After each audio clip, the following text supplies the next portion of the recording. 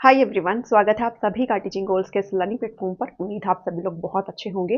कल आपका जो नोटिफिकेशन है वो पीआरटी यानी कि जेबीटी पोस्ट के लिए उसको रिलीज करा गया है, जिसका डिटेल नोटिफिकेशन मैंने आपके साथ डिस्कस कर लिया है। उम्मीद है कि आप सभी ने वो देख लिया होगा। अब जो आपका नेक्स्ट स्टेप होना चाहिए वो अपने एग्जाम पैटर्न को अच्छे से समझना है। जो सिलेबस आपको प्रोवाइडेड है, सेम पीडीएफ के अंदर आपको सिलेबस प्रोवाइडेड है जो मैंने टेलीग्राम के अंदर डाल रखा है। नहीं देखा है तो प्लीज उसको जाकर के जरूर देखिए। और साथ ही आपको ये अच्छे से समझना है कि कैसे आपको इसको अच्छे तरीके से पढ़ना है। और ये काफ़ी ईजी है अगर आप इसको अच्छे से एक बार समझ जाएं तो, क्योंकि आप सभी को ये पता होना चाहिए है कि आप अगर एलिजिबिलिटी रखते हैं तो इसमें आप फॉर्म भी अप्लाई करेंगे और कोई भी सेकंड चांस आपको यहाँ पर नहीं मिलेगा, क्योंकि ऑलरेडी ही 12 साल में वैकेंसी निकली है जो कि सिर्फ और सिर्फ मेवात के अंदर निकली है। तो इस वीडियो में हम कंप्लीट डिस्कस करेंगे कि आपको जो ये चीज़ें पूछी जा रही है इसको आप कैसे प्रिपेयर कर सकते हो और अपने इस पहले प्रयास में आप इस जॉब को यहाँ पर पा सकते हो, जो कि आपके लिए एक्सट्रीम इंपॉर्टेंट होना चाहिए इस पॉइंट ऑफ टाइम में। तो यहाँ पर जो आपको सब्जेक्ट दिए गए हैं वो आप सबसे पहली चीज तो ये ध्यान में रखिएगा कि सेम आपका जो एचटेट लेवल है उसके अकॉर्डिंग आपको चीजें दी गई है। एचटेट पीआरटी का जो सिलेबस है वो एज इट इज आपको उठा करके मेन यानी कि स्क्रीनिंग एग्जाम में आपको दे दिया गया है। और इससे ज्यादा अच्छी बात कोई नहीं हो सकती है, क्योंकि जब भी टीजीटी की वैकेंसी निकली थी तो उनका जो जनरल सेक्शन था वो कंप्लीट चेंज कर दिया गया था, और जो पीजीटी में निकली थी उनका भी चेंजमेंट देखने को मिला था। तो आप लोग बहुत लकी हो कि आपको वही चीजें पढ़नी है जो आपने अपने पीआरटी के टाइम पढ़ी थी। बस डिफरेंस यहाँ पर ये है कि तब आपने जो उस सिलेबस को समझा था वो सिर्फ एक एलिजिबिलिटी के तौर पर समझा था, और अब ये आपका एलिजिबिलिटी नहीं है। अब आपको यहाँ पर बहुत ज़्यादा मेहनत करनी पड़ेगी, बहुत ज़्यादा प्रैक्टिस करनी पड़ेगी ताकि आप अपना नाम उस लिस्ट में बना सकें जो कि मेरिट लिस्ट होगी, क्योंकि ये एलिजिबिलिटी नहीं है जिसमें आप सिर्फ इतना पढ़ेंगे कि हमको सिर्फ 90 नंबर यहाँ पर चाहिए है। तो 100 क्वेश्चन आपसे पूछे जाएंगे और आपको मैक्सिमम टू मैक्सिमम मार्क्स यहाँ पर लाने पड़ेंगे, तभी आपका जो नाम है वो लिस्ट में आएगा। और ये भी चीज़ ज़रूर ध्यान में रखिएगा कि हजारों लोग यहाँ पर एस्टेट को क्लियर करके बैठे हुए हैं, और जो पोस्ट आपकी निकली है वो सिर्फ और सिर्फ आपकी 1400 प्लस पोस्ट निकली है। तो आपकी जो कट ऑफ है वो भी आपकी हाई जाने की पूरी पूरी पॉसिबिलिटी है। तो इसलिए इस वीडियो को आपने ध्यान से देखना है। पसंद आए तो शेयर जरूर कर दीजिएगा, लाइक जरूर कर दीजिएगा। कैसे आपको इस चीज़ को करना है मैं ये भी बताऊंगी कि आपको कैसे इस चीज़ को पढ़ना है, कैसे पढ़ना है, और साथ ही आपको इससे रिलेटेड नोट्स भी मेरे चैनल पर देखने को मिल जाएंगे। तो दोनों ही चीज़ों के बारे में बात करेंगे, नोट्स के बारे में बाद में बात करेंगे, कैसे आपको पढ़ना है, कितना आपको पढ़ना है, ये भी डिस्कस कर लेते हैं। देखिए, सीडीपी की बात करूं बाल विकास, तो same as it is syllabus है जो आपका लास्ट ईयर इन्होंने एचटेट का जो सिलेबस पिछली बार बताया गया था और उसके अंदर जो सेम चीज डाली गई है वही सेम चीज आपको यहाँ पर पढ़नी है।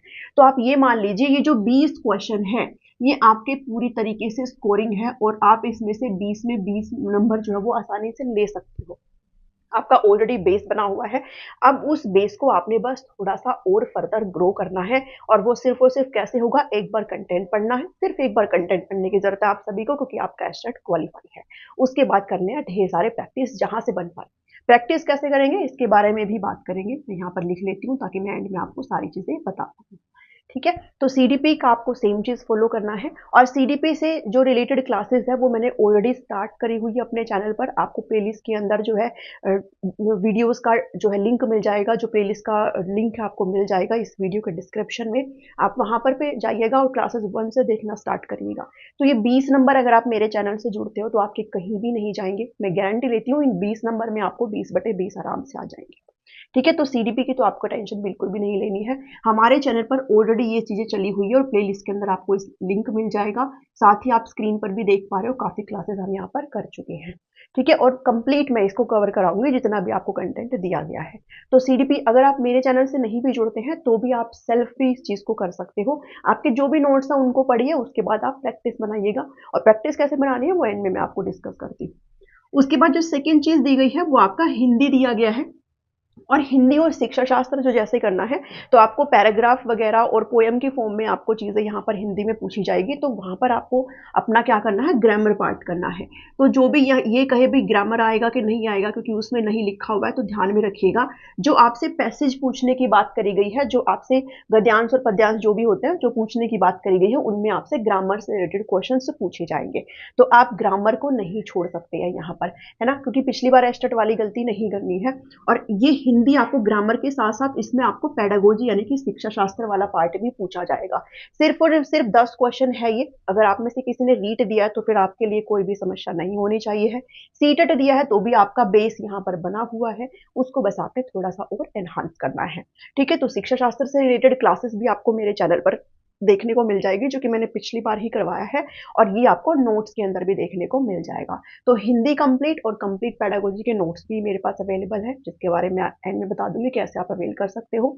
ठीक है, तो हिंदी और शिक्षा शास्त्र पेडागोजी की क्लासेस भी आपको मेरे चैनल पर देखने को मिल जाएगी। तो मैं आज ही प्लेलिस्ट को सारे को अपडेट कर दूंगी ताकि आपको सारी चीजें क्लियर हो जाए।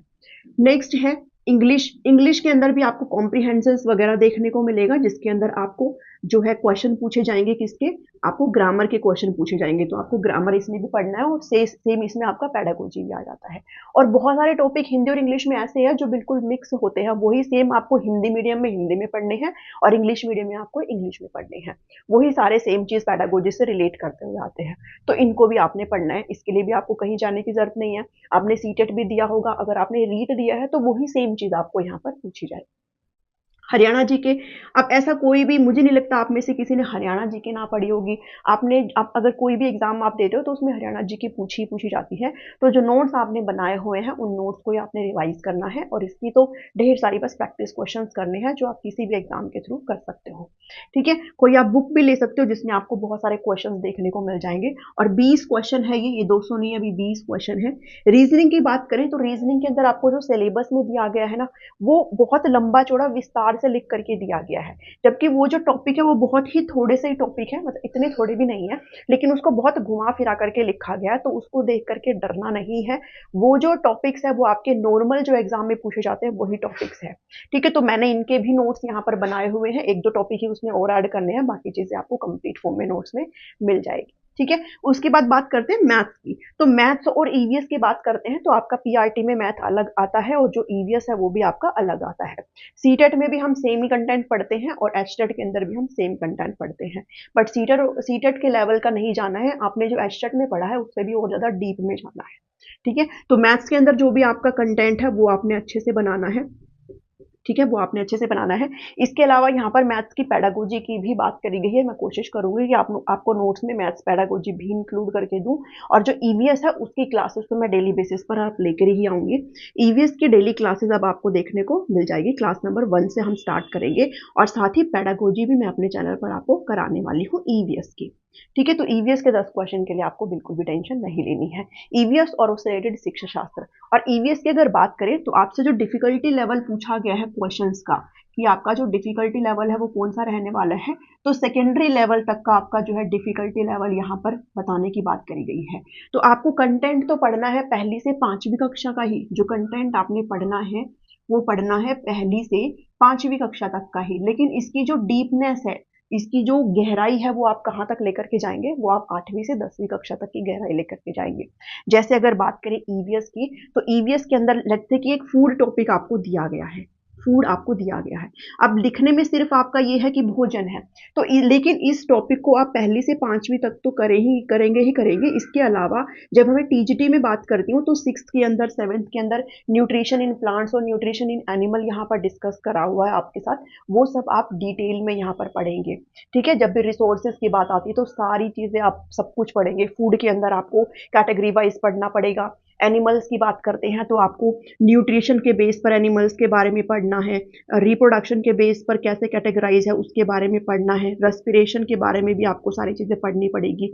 तो ये चीज़ ज़रूर ध्यान में रखिएगा कि अगर एनिमल लिखा गया इसका मतलब ये नहीं है कि आप 2-4 एनिमल पढ़ के साइड हो जाओगे। आपको बहुत सारी चीज़ें डिटेल में जाना है, डीप में जाना है, तभी आपके यहाँ पर जो चीज़ें हैं वो क्लियर होगी और साथ ही आपको मार्क्स यहाँ पर मिल पाएंगे। इसके अलावा फैक्चुअल चीज़ें एसएससी बहुत पूछता है। ईवीएस की अगर बात करते हैं तो डाटा रिलेटेड जानकारी आपसे बहुत पूछी जाती है। लास्ट टाइम जो टीजीटी का एग्जाम हुआ था उसमें भी फैक्चुअल चीजें बहुत पूछी गई थी ईवीएस में, सिर्फ और सिर्फ थ्योरेटिकल नहीं, आपको ईवीएस में फैक्चुअल जानकारी भी पता होनी चाहिए। तो ईवीएस और पेडागोजी की क्लासेस आ रही है। साथ ही मेरे चैनल पर सीडीपी ऑलरेडी चला हुआ है, उनको देखना स्टार्ट करिए, वो बहुत है। हिंदी की क्लासेस मैंने स्टार्ट करी हुई है, विद प्रैक्टिस क्वेश्चन हम यहाँ पर हिंदी को कर रहे हैं, जो कि आपके लिए इनफ है। ईवीएस की क्लासेस में लेकर के आने वाली हूँ। ठीक है, और जो नोट्स यहाँ पर हमें मिलेंगे, नोट्स तो यहाँ पर जो मैं आपको नोट्स अवेलेबल कराऊंगी वो आपका सीडीपी का, हिंदी का, इंग्लिश का, हरियाणा जीके का, रीजनिंग का और ईवीएस के नोट्स आपको देखने को मिलेंगे। यानी कि ये टोटल कितना हो गया, 80 मार्क्स के नोट्स आप ये मेरे से जो है अवेल कर सकते हो। बट ये जो नोट्स होंगे वो आपको पेड फॉर्मेट में मिलेंगे, बहुत ही कम अमाउंट में आपको ये नोट्स मिल जाएंगे। ईवीएस आपका डेली टू डेली ऐड होता रहेगा, बाकी चीजें आपकी ऑलरेडी ऐड है, बस थोड़ा सा अमाउंट उसमें मुझे ऐड करना है, मतलब थोड़ा सा कंटेंट उसमें मुझे ऐड करना है। ठीक है, तो नोट्स आपको मिल जाएंगे 80 मार्क्स का। ये मैंने इसलिए नहीं लगाया क्योंकि अभी इसका कंटेंट मेरे पास नहीं है, क्योंकि आपका जो मैथ्स है वो थोड़े हल्के लेवल का आता है और मेरे पास जो कंटेंट है वो थोड़ा डीप लेवल का है। तो मैथ्स का इसलिए मैंने रिमूव कर दिया इससे। तो आपको 80 मार्क्स का नोट्स जो है मेरे चैनल से देखने को मिल जाएगा। जो आपको कैसे अवेल आप कर सकते हो, तो आप व्हाट्सअप कर सकते हो 7419055279, इस पर व्हाट्सअप करके आप इन्फॉर्मेशन ले सकते हो। कल से मैं आपको ये नोट्स अवेलेबल करा दूँ। ठीक है, इसके अलावा बात करते हैं प्रैक्टिस की। प्रैक्टिस आप कैसे कर सकते हो, तो प्रैक्टिस के लिए आपको सिर्फ और सिर्फ रीट का जो प्रीवियस ईयर क्वेश्चंस है, रीट के जो पीवाईक्यूज है आप वो बनाएंगे। इनके लिए रीट के PYQs are more than enough, CDP के लिए भी, हिंदी के लिए भी, इंग्लिश के लिए भी, और उसमें जो आपसे पूछा जाता है मैथ्स और ईवीएस की पेडागोजी के लिए भी आपको रीट के जो पीवाईक्यूज है वो बनाने हैं। हरियाणा जीके के लिए तो पूछने की जरूरत ही नहीं, आपको भी पता है आपको कहाँ से करनी है। बात रही रीजनिंग की, तो रीजनिंग के लिए आप फिर एस्टेट के प्रीवियस ईयर क्वेश्चन कर सकते हो। ठीक है, तो प्रैक्टिस आपको बहुत सारी करनी है, सारा खेल ही प्रैक्टिस का है, क्योंकि कंटेंट तो सब पढ़ेंगे। बात है कि आप कितनी प्रैक्टिस करते हो, जितना आप प्रैक्टिस करेंगे उतना ही आप जो मेरिट में लिस्ट में जो जगह है वो बना पाएंगे। सो उम्मीद करती हूँ कि आपको यहाँ पे समझ में आया होगा। जो रीजनिंग और मैथमेटिक्स है ना, आप एक काम करिए कि डेली बेसिस पर 10 क्वेश्चन रीजनिंग के और 10 क्वेश्चन मैथमेटिक्स के डेली बेसिस पर बनाना स्टार्ट करिए। जब तक एग्जाम होता है तब तक अगर आप डेली बेसिस पर 10-10 क्वेश्चन रीजनिंग के और मैथमेटिक्स के बनाते हैं, यकीन मानिए आउट ऑफ आउट मार्क्स आपके आ जाएंगे, मैं गारंटी देती हूँ इस बात की। आप डेली बेसिस पर 10-10 क्वेश्चन बनाइए, रीजनिंग के भी और मैथमेटिक्स के भी। ये 10 नंबर और ये 20 क्वेश्चन के 10 नंबर मैं कंटेंट के लगा रही हूँ, 10 नंबर आपसे मे भी पेडागोजी के पूछ ले, तो ये क्वेश्चन आपके कहीं भी नहीं जाएंगे। इनके लिए बस इतना ही करना है। रीजनिंग और मैथमेटिक्स कभी भी सिर्फ पढ़ने से नहीं आता, वो सिर्फ प्रैक्टिस करने से आता है। तो उम्मीद करती हूँ कि आपको मेरे द्वारा दी गई ये जानकारी पसंद आई होगी। पसंद आई है तो वीडियो को लाइक, शेयर और चैनल को सब्सक्राइब जरूर करना है। मिलती हूँ नेक्स्ट वीडियो में। नोट्स से रिलेटेड जानकारी आपको इस नंबर से मिल जाएगी, आपको 80 मार्क्स के नोट्स में यहाँ पर अवेलेबल करवा दूंगी। मिलती हूँ नेक्स्ट वीडियो में। Thank you, thanks for watching.